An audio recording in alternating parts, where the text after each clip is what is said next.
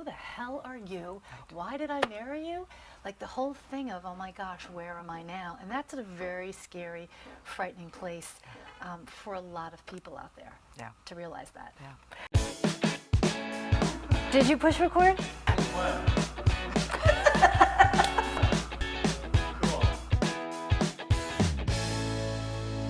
Thank you so much for tuning into our second act with Paige and Silka. For your second act of life. Hi, Paige. Hey, Silka. But today we are continuing our relationship series. Right. We're kicking off another series of, well, relationship issues that are very unique to Right, those and we of haven't us. spoken about what we're going to talk about Exactly, today. to those of us over 50, and one of which is, who are we once the kids leave the nest, otherwise known as the empty nest syndrome? Paige, talk to me about that. Can we talk to you about Yes. that? So when you think about it, parents are so busy in their daily lives, bringing up the kids, dealing with issues, putting fires out constantly, it drains everything in them. And meanwhile, even though they're connected to their kids, they lose the connection a lot of times with their significant other. And that's why, people like me who are in the field, tell parents, you got to have date night. You have to keep communicating. All those great, wonderful things that in reality, yes, are very important, but sometimes slip by the wayside because life gets in the way with your kids. So fast forward 50 plus older, and the kids have left the nest. And a parent or parents are going, who am I? What's my identity now without bringing up kids? And then they look to their spouse and go, who the hell are you? Why did I marry you? Like the whole thing of, oh my gosh, where am I now? And that's a very scary, frightening place for a lot of people out there to realize that. How do you counsel people through that? Do you have clients that you're counseling through that? Yeah. So when you have a couple that are both going through the empty nest syndrome, each person has to figure out who they are again, or what they've lost in who they are, what they've gained in who they are as an individual by being a parent. And then when the kids aren't gone is, who am I now? So just like we've talked many times in shows of reinventing yourself after 50, your career, your relationships, they go through the same thing as, who are they? Because so many times as people, we create our identity by what we do, who we're connected with, what our career is, when really we've always been who we are no matter what we've done in our life, but that gets lost in everything that we do.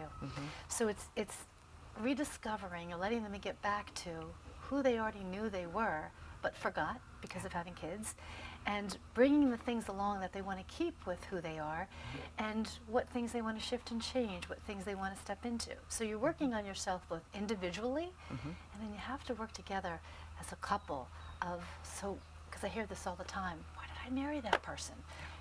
Why did I do this? What am I gaining from it? So before you flip the switch and run for the hills, get divorced, or get out of a relationship, you have to stop and slow down for a second, because there's a lot of different emotions that are going on with the empty nest syndrome alone, just with that. Right. Well, and one of the reasons that we wanted to bring it up at this time is because it's that time of year again. Right now is spring, it's graduation time, it's prom time, kids are getting ready for college. And, I personally didn't have kids, I haven't gone through it. A lot of my friends have. And it is one of from other experts that I've interviewed, Barry Gold from divorcedover50.com, empty nest syndrome is a huge contributor to gray divorce after a long-term marriage. Huge. Yeah. Because here we are midlife, when you're saying, oh my gosh, where am I? What's my identity? What do I do? And then over top of that, who am I without the kids? And there is such sadness that goes along when the kids leave, and such sometimes guilt because of what they didn't do with the kids, and fear, all mixed up together as, well, where do I go from here? And it seems to creep up on you. It does, because think of how busy life gets just without kids. But when you have kids, it's constantly one thing to another, and mothers are always telling me, oh my gosh, I just need time to myself, and I don't have time for me, and then the kids leave, and now they have time for themselves, and they're like, hell, what do I do with all this time for myself? Because what happens in anything that we do, when you're distracted and you're so busy bringing up kids, the things that you avoid, or the things that you stuff down, come back, and they come back more with a vengeance on top of the kids leaving. So it's an emotional roller coaster of all these things. So you really have to take time to sift through, you know, what part of the emotions am I having that about the kids? What part is it about my significant other? Unless you've stayed together for the kids and you knew darn well the minute they were out the door, you're done. Yeah, which happens a lot. Yeah, it happens. My friend Karen, who was on the show a lot, that's exactly, she stayed. Yeah. She stayed for the kids, and Right. I think, you know, on this segment, on our what we call our banter segments, we're not really, you know, giving you any answers. We want to raise the issues. We want to make you aware of these, especially at this time of year when this is happening again, and then bringing back experts such as yourself to really focus on how do we get through it? How, or what do we need to recognize to perhaps not end a long-term marriage? Well, I can tell you that I've seen many times when people feel uncomfortable and they just want to be done with the discomfort, they'll run off and do something that's really compulsive, that's really not for their highest good. So we have to learn as a society, no matter what situation you're in, and we're talking about emptiness syndrome, you have to sit in it.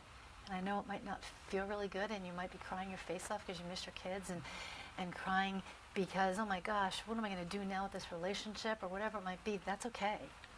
So feel where you are, but at the same time kind of sift through where you are as well. Like, what part is with the kids? What part is with my spouse?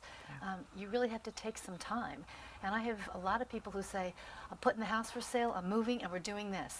So if you've already been thinking about these things for a while before the kids leave, that's different.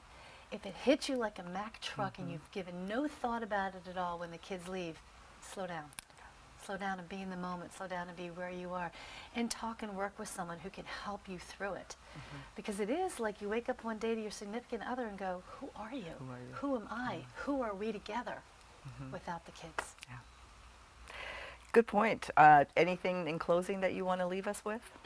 Just remember, if you haven't been paying attention to it because you've been so busy with the kids and it hit you like a Mack truck, slow down, work with somebody on it. And the biggest thing is turn to your significant other and be honest.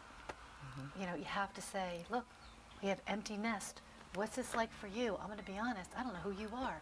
I don't know who we are. I'm having feelings of fear. I'm sad. I'm scared. I'm all this. You've got to share with your significant other what you're going through and allow the other person to have the space to say too. Okay. Great advice, Paige. Thank you, and we'll see you again on another episode of Our Second Act with Paige and Silka. For your second act of life.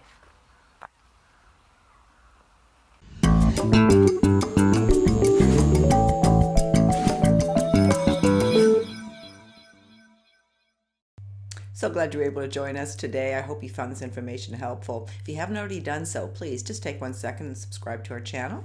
Button's right over here.